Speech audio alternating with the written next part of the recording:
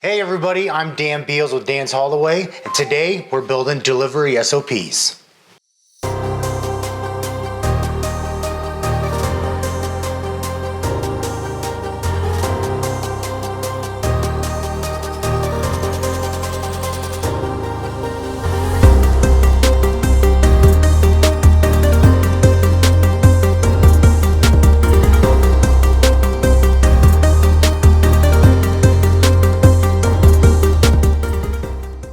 If you like this content, make sure to like and subscribe. We're trying to get to 1,000 subscribers. What is a delivery SOP? Okay, standard operating procedures. What is going to happen if this happens or this happens? Okay, so how are we training our guys, and how are they going to understand that if a scenario happens, what should they do? We discovered a delivery process. We had a flaw, so now we have to create this process. Okay, so let's talk about a little bit about what we do. Okay, we do some personal deliveries, and we also do furniture store floor model deliveries, okay? So we don't typically do furniture store deliveries out of their warehouses. That is not what we're doing, but we do special deliveries, okay?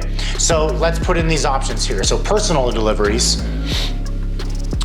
we're gonna start at standard operations, okay? So there's no wrapping, no liability. Now, what I'm saying with no wrapping, that doesn't mean we're not putting blankets in between things on the deliveries. It's just that we're not gonna be wrapping it. It's gonna be a premium service, okay? So because we are not the cheapest, but we're moving up into another realm here. So we're gonna try to see where it goes with this. Maybe we'll start it out with this and then work your way down with this. We're gonna see how this works, okay?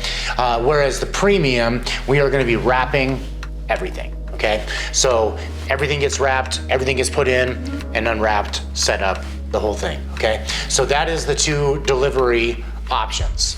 Now with furniture stores, they are only gonna get a white glove delivery service, okay? So when you're buying brand new furniture, guess what? You expect it to be brand new.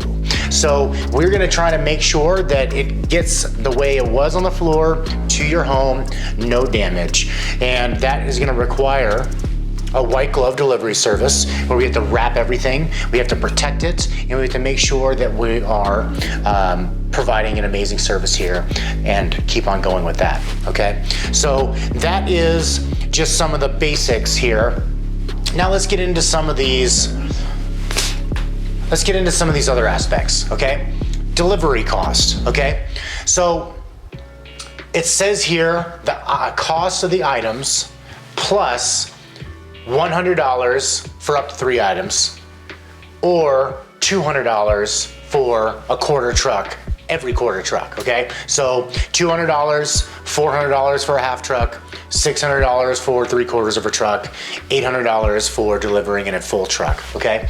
So, and then wrapping items, we figured it's probably best to do $25 an item, which is going to help round things up and take us from a 2 to a 3, making it premium and more extended, okay?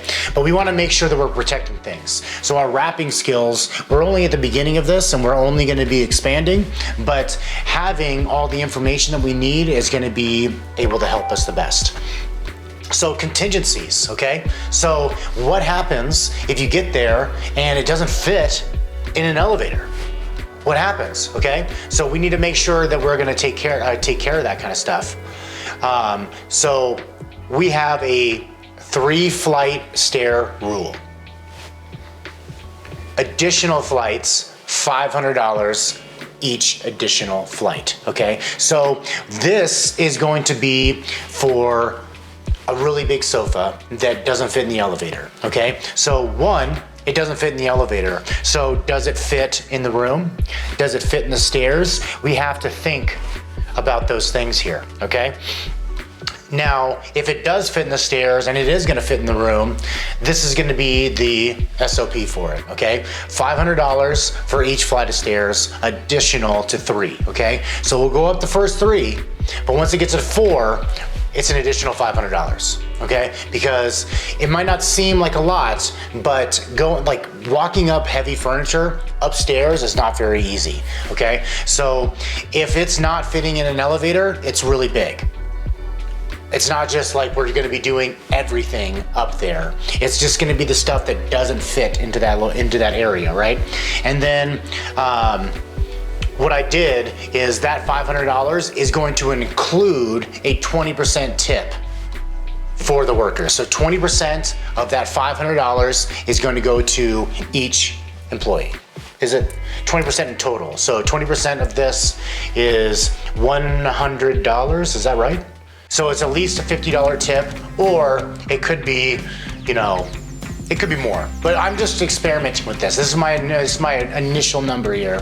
20% tip for the workers to make sure that they're gonna be able to get compensated for doing that additional work there, okay?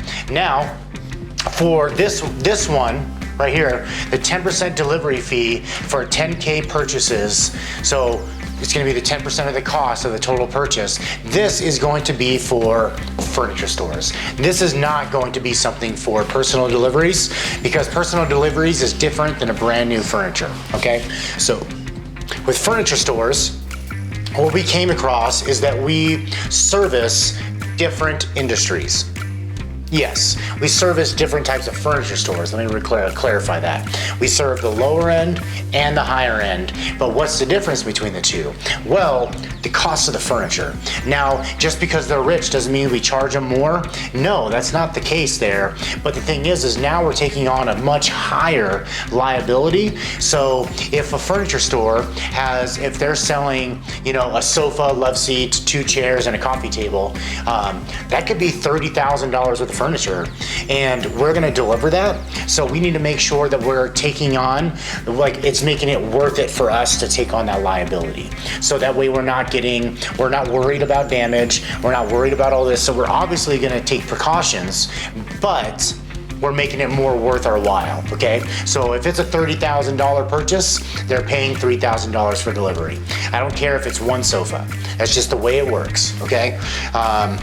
Because we took on a delivery that was like that, and we encountered this whole entire problem, okay? Wouldn't fit into the elevator, and then they wanted us to take it up 6 flights of stairs. Now, I could have charged money for this, but we decided just to back out and walk away. It was the best thing that I felt that we could have done. It was $30,000 worth of furniture. The sofa that needed to go up the 6 flights of stairs, that's like a $10,000, $12,000 piece by itself, and we're potentially gonna risk it for a $600 delivery. Now, obviously, we can increase the price for the inconvenience of the six levels, but whoa, that was not something we were prepared for, and it was better for us to just wash our hands of the situation rather than making it worse and then increasing our liability. So in that scenario, it would have been an additional $1,500 to the delivery for having to walk it up the stairs, okay? That's what we're talking about here, okay?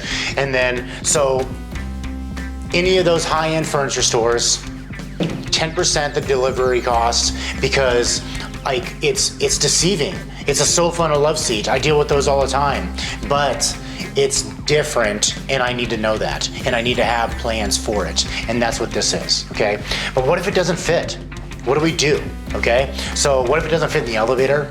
What if it doesn't fit in the stairs? What if it doesn't fit in the room and the space? What do we do now, okay? So personal deliveries, we have a couple options here, all right? We can leave it there. If it's out of the way of something, it's not like blocking paths and blah, blah, blah. We can leave it there because, hey, this is something that you need to figure out here. We were here just to deliver it, okay?